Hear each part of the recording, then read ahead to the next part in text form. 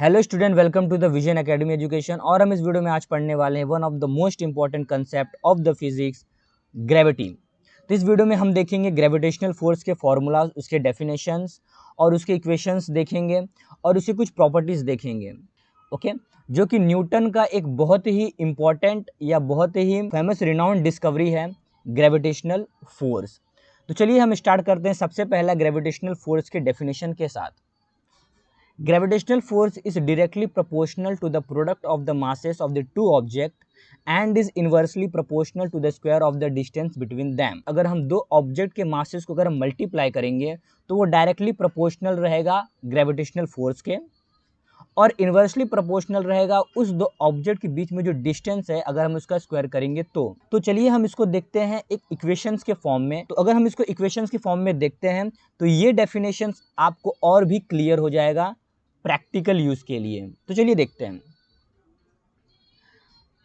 आप सभी को पता है किसने डिस्कवर किया, आप सभी को पता है कि न्यूटन ने डिस्कवर किया। बस उनके सर के ऊपर एक एप्पल गिर गया था, जो बहुत ही फेमस स्टोरी है। उनके सर पे एप्पल गिरने की वजह से उन्होंने इतनी बड़ी डिस्कवरी और इतने बड़े लॉ का फॉर्मुलेशंस उन्होंने रखा, उस पर रिसर्च किया। तो चलिए हम देखते हैं इनके इक्वेशंस। मान लीजिए ये हमारे पास एक ऑब्जेक्ट है, जस्ट उसके सामने दूसरा ऑब्जेक्ट है। ओके, इनके बीच में एक डिस्टेंस है जो आपको ऑरेंज लाइन से डिनोट किया जा रहा है। जैसे कि ये हमारा m1 है और ये हमारा m2 है। मीन्स दैट ये ऑब्जेक्ट का मास को हम m1 कंसिडर करेंगे और ये वाले ऑब्जेक्ट का मास हम m2 कंसिडर करेंगे, और इनके बीच का जो डिस्टेंस है वो कंसिडर करेंगे r। ओके, तो इनके बीच में एक ग्रेविटेशनल फोर्स लग रही है। आप सभी को ये बेसिक चीज़ तो पता है कि जब भी कोई चीज़ अगर ऊपर फेंकी जाती है तो वो नीचे गिरती है। उसके पीछे का रीज़न ये रहता है ग्रेविटेशनल फोर्स। जो यहाँ पर F है वो है ग्रेविटेशनल फोर्स। F को हमने लिया है ग्रेविटेशनल फोर्स। F12 मीन्स ये हो गया कि ऑब्जेक्ट 1 पे जो फोर्स लग रहा है due to the second object. Means that ये सेकेंड ऑब्जेक्ट है, ये आपका फर्स्ट ऑब्जेक्ट पे जो ग्रेविटेशनल फोर्स लग रहा है due to the second one. और यहाँ पे 21 का मतलब ये होता है कि सेकेंड वन पे जो ग्रेविटेशनल फोर्स लग रहा है due to the first one. Okay, according to the definition, gravitational force is directly proportional to the product of their masses of two object. तो यहाँ पे टू ऑब्जेक्ट है जिसका मास m1 है और दूसरे का मास m2 है। F का मतलब हो गया gravitational force. And after that एक और उसमें डेफिनेशन में ऐड था, and inversely proportional to their square of the distance. यहाँ पर स्क्वायर ऑफ द जो डिस्टेंस है इन्वर्सली प्रोपोर्शनल को हम 1/r² लिखेंगे। यहाँ पर F का मतलब होता है ग्रेविटेशनल फोर्स। ओके, यहाँ पर डायरेक्टली प्रोपोर्शनल और इन्वर्सली प्रोपोर्शनल है। ओके, अगर हम इन दोनों इक्वेशन को अगर कंबाइन करते हैं तो कुछ ये इस तरह होता है, m1 m2 अपॉन r², इस तरह कुछ होता है ये। ओके, तो चलिए हम इसको सिंप्लीफाइड करते हैं और थोड़ा डिटेल्स में देखते हैं।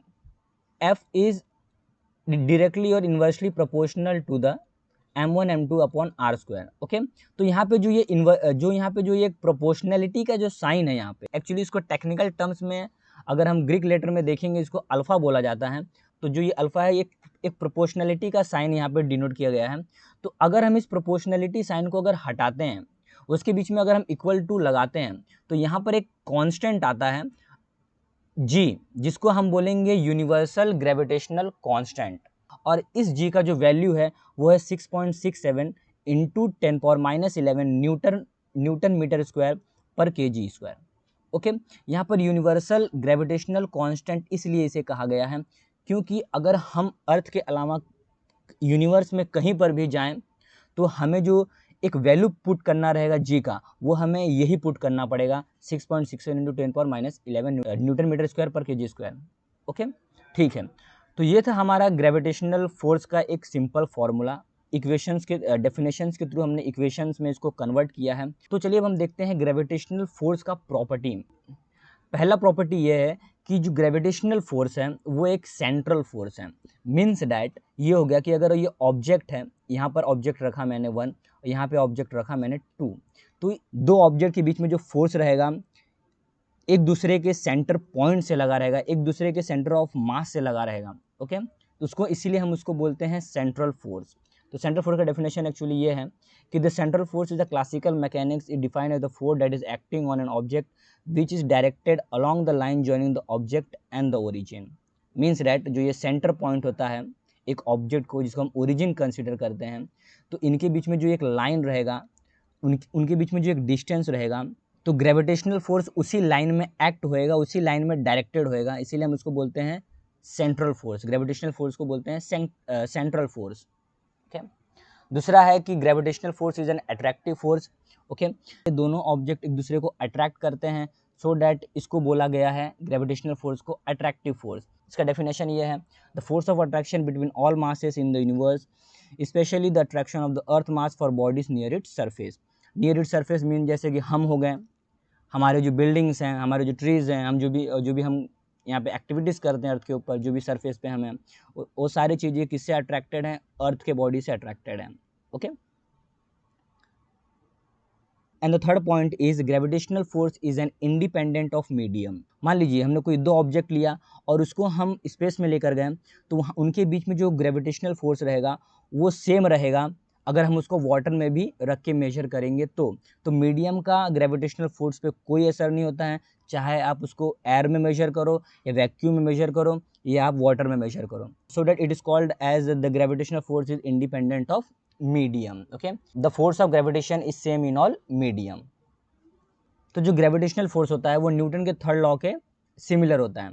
जो न्यूटन का थर्ड लॉ क्या कहता है कि equal and opposite reaction, means that अगर कोई ऑब्जेक्ट दूसरे ऑब्जेक्ट पे फोर्स लगाता है तो उतना ही फोर्स दूसरा ऑब्जेक्ट पहले ऑब्जेक्ट पे लगाता है। जैसा कि आपने देखा है कि यहाँ पे जो F पे जो फोर्स लग रहा है, वन ऑब्जेक्ट पे फोर्स लग रहा है, जो यहाँ पे पहले ऑब्जेक्ट पे जो फोर्स लग रहा है सेकंड ऑब्जेक्ट की वजह से, सेम वही मैग्नीट्यूड का बट इन अपोजिट डायरेक्शन। यहाँ नेगेटिव का मतलब हो गया है opposite direction.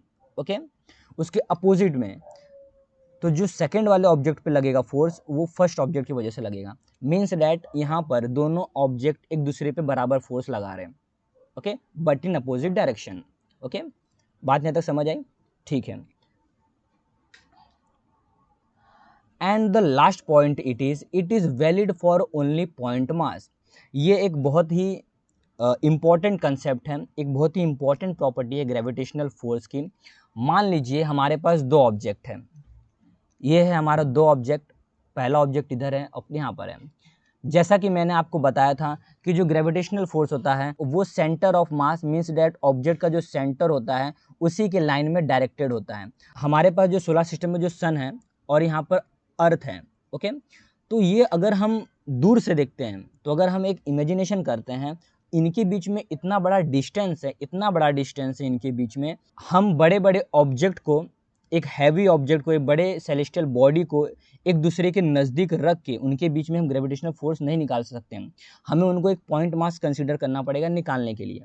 Okay, just like सन और अर्थ। ओके, ठीक है। तो ये था हमारा एक आखिरी point, it's valid for only point mass. अगर आपको इससे रिलेटेड कोई डाउट होगा तो प्लीज़ मुझे आप कमेंट करके प्लीज़ पूछिएगा मुझसे। Okay, we are ready to help you. And the last thing is that अगर आप इस चैनल पे नए हो तो चैनल को सब्सक्राइब कर दीजिएगा। अगर आपको वीडियो इन्फॉर्मेटिव और यूजफुल लगा होगा तो वीडियो को लाइक और शेयर जरूर कीजिएगा। ओके, तब तक के लिए keep learning and keep going, take care and bye bye.